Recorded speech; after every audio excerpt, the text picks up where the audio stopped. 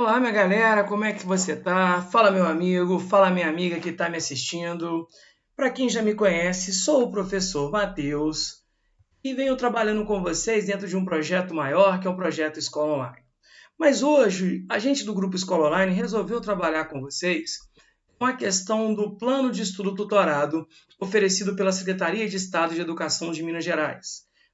A gente vai trabalhar hoje para você, meu aluno de terceiro ano do ensino médio regular, a semana 3, dentro do primeiro volume, com 4 semanas, a gente já fez a semana 1, a semana 2, iremos trabalhar com a semana 3. Para você que ainda não tem esse material em mãos, a Secretaria do Estado de Minas Gerais disponibiliza isso no site. Vamos lá? estudeemcasa.educacau.mg.gov.br. Então busca o seu material e vem comigo nesse projeto que todo mundo conhece. Bom, o tema da aula de hoje é o seguinte: trabalho e produção na sociedade brasileira entre o Império e a Primeira República. Então vejam, vamos continuar falando sobre a transição da monarquia para a república e as mudanças ocorridas. Lembra que já falamos sobre a questão da política? E agora, na aula de hoje, dentro do nosso projeto, como a gente conhece, o projeto Escola Online, falaremos um pouco mais. Mas você está se perguntando, o que é esse projeto Escola Online?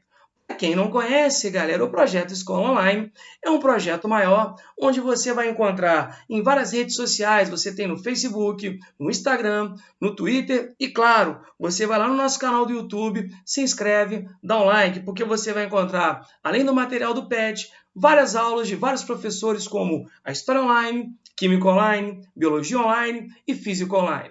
Presta atenção na vinhetinha, para depois você vir com a gente na atividade.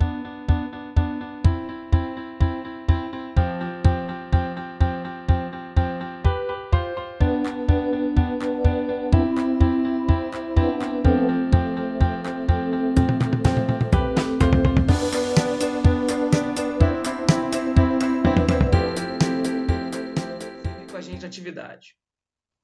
Gostou? Então vamos lá, porque o tempo urge, a Sapucaí é grande. Vamos, minha galera, quais as atividades que hoje estão disponibilizadas para a gente?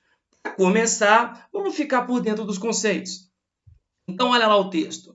O café continuava a ser, durante a Primeira República, o principal produto de exportação brasileiro.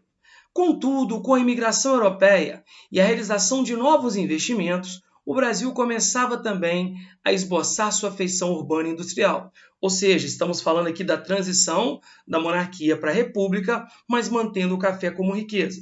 A economia na República Velha continuou baseada na produção de matérias-primas e gêneros tropicais destinados à exportação. Porém, o café continuava sendo o principal produto, pois não havia grandes concorrentes no mercado internacional. Bom, nós temos aqui a chargezinha que foi colocada. Além do café, em que mais eu poderia investir? Na borracha, no cacau, no algodão e no açúcar? Gente, se você tiver um pouco de dúvida, vá lá no nosso canal, na playlist História Online, onde você terá uma aula falando sobre a economia na República Velha. Beleza? Você tem aqui a citação do texto e a gente, então, dentro do que a gente ouviu falar, vamos entender a atividade do que se trata. Mas lembra que durante a República Velha, tudo girava em torno do café. A borracha vai ter o seu boom no norte, a indústria teve também o seu surto, mas se o café está bem, toda a economia está bem. Então vamos ver quais atividades que o Estado nos proporciona, nos pede, para a gente resolver tranquilo e não ter grandes problemas. Vamos lá, atividade 1. Depois de fazer as leituras, ver o vídeo sobre economia na República Velha, que eu sei que você assistiu, além do meu, claro, aquele que aqui vos fala, registre em seu caderno os principais problemas enfrentados pelos produtores de café e empresários industriais durante a Primeira República. Então vamos lembrar o seguinte, vou colocar a canetinha mágica aqui. O café é a pauta. Então tudo gira em torno do café. Tá? E paralelo ao café eu tive outras atividades, como foi dito.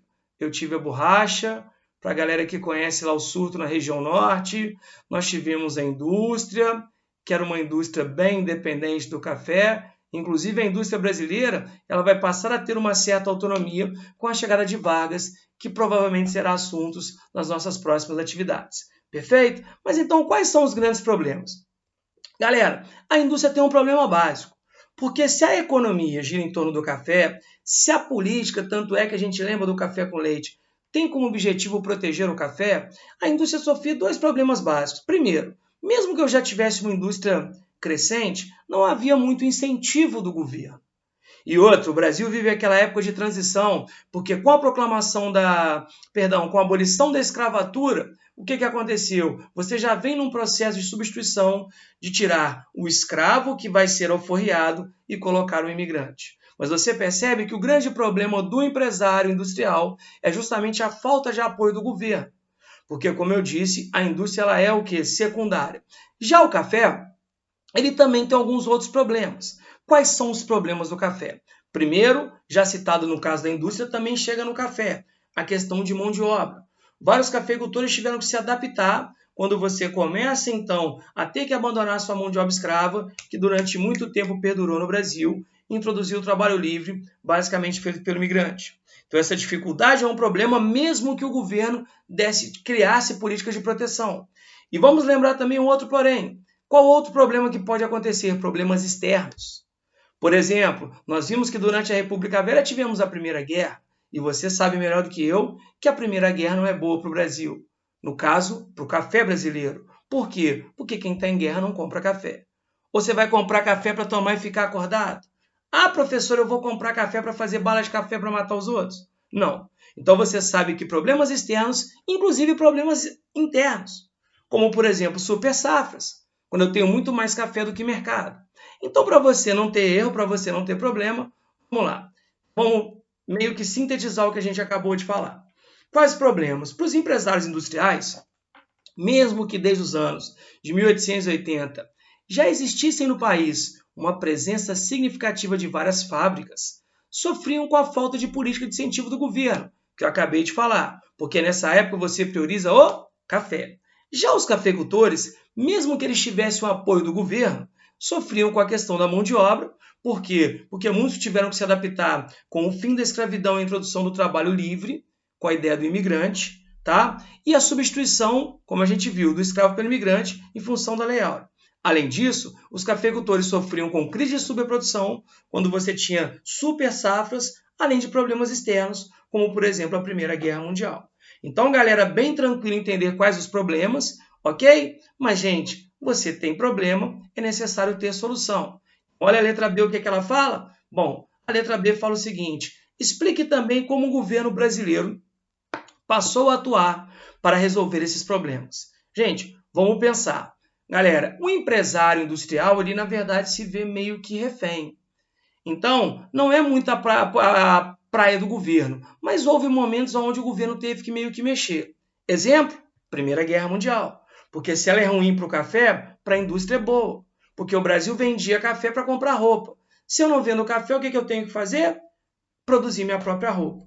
Então, você vai ver que para o empresário industrial, nós tivemos durante a época da Primeira Guerra, não foi contínuo, mas uma época onde você teve a política de substituição de importação.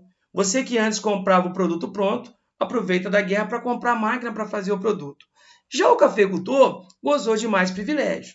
Em vários momentos da República Velha, nós tivemos medidas de proteção, como é o caso do Fundo em Loan, criado no governo Campos Salles, onde foi feito um acordo com uma família de empresários, a família Rothschild, para o Brasil conseguir crédito. Nós tivemos o Convênio de Taubaté, em 1906, quando os três maiores estados, Minas, Rio e São Paulo, se reúnem na cidade paulista de Taubaté para executar a questão da venda da produção de café. E em vários e vários momentos, o governo praticava a desvalorização do câmbio. O que é isso? Ele jogava a nossa moeda para baixo para valorizar a moeda estrangeira, porque o cafeicultor, quando recebia, não recebia em réis, mas em libra. Perfeito? Então, para você não ter dúvida disso, olha lá. Os empresários industriais foram beneficiados durante a Primeira Guerra. Vejam, não é uma prática corriqueira, em função do surto industrial gerado pela guerra. A política de substituição de importação. Como eu falei, você deixa de comprar o produto pronto para comprar máquinas de fábrica que estavam paradas na Europa.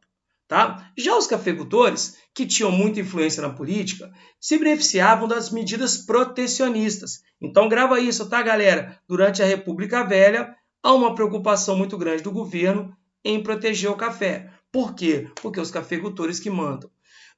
Como, por exemplo, o Fundo de Loan, Convênio de Taubaté, além da prática constante da política de desvalorização cambial. Qualquer dúvida, se você puder, vai lá, galera. Você tem no nosso canal uma aulinha na playlist A História Online falando sobre a economia na República Velha. Show de bola? Bem tranquilo, né? Vamos seguir? Vamos lá. Qual é a nossa outra atividade? Atividade 2. O Brasil é o café. O café é o negro. Essa frase, comum nos círculos dominantes na primeira metade do século XIX, vejam, aí, moçada, olha só, eu estou me referindo aos anos de 1800 a 1850, onde a escravidão ainda era uma coisa presente no país, tá? Só em parte é verdadeiro. O Brasil não era só café, como não era só açúcar. Além disso, a produção cafeeira iria prosseguir no futuro, sem o concurso, ou seja, sem a participação do trabalho escravo. Mas não há dúvida de que, nesse período, boa parte da expansão do tráfico de escravos se deveu às necessidades da lavoura do café. Então aqui, você que já estudou isso ao longo do primeiro e segundo ano, vai lembrar que durante muito tempo a mão de obra que permaneceu, que sustentou a economia, era a mão de obra escrava. Mas vejam que mesmo com a abolição da escravatura, mesmo com a substituição do negro pelo imigrante, a gente percebe que o café continua. Então presta atenção no texto para a gente poder então responder. Beleza, galera? Vamos lá. O que pede atividade?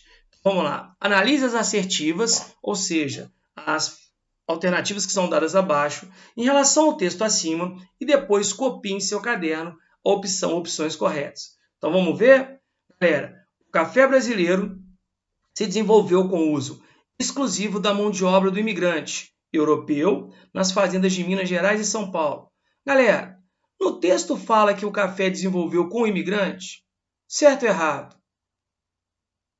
Sim, está errado. Por quê? Porque você percebe que o imigrante ele vem depois da mão de obra prioritária, que é o café. Olha lá, incorreta. A presença do escravo, após a abolição dos negros libertos, foi fundamental para o desenvolvimento do café no Brasil, mesmo considerando a importância do imigrante para a cafeicultura do Oeste Paulista. Então eu não posso falar que exclusivamente foi o imigrante que fez o café bombar, e mesmo porque não foi só em Minas e São Paulo. Perfeito? Vejam o texto que fica fácil. O tráfico de escravos sofreu um incremento, ou seja, sofreu um up, um plus, dada a necessidade de mão de obra para as lavouras de café. Galera, isso está correto, é só ver o que o texto fala. Perfeito? O texto fala exatamente disso. Olha o finalzinho dele. A outra assertiva. A produção de café continuou no Brasil, mesmo com o fim do trabalho escravo.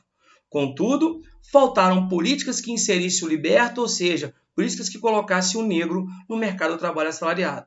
Bem correto, porque acaba a escravatura, a escravidão, o café continua, mas você não tem em nenhum momento preocupação de colocar o negro no mercado. Mais uma alternativa correta, fica fácil você entender. Vejam como é que está tranquilo, não tem grande mistério. Gente, mais uma vez, quem puder, nos siga lá no canal, faça a sua inscrição, não perca tempo. Beleza? Que já já a gente está aí para terminar as atividades. Beijo no coração de vocês. Fiquem com Deus. Tchau, tchau.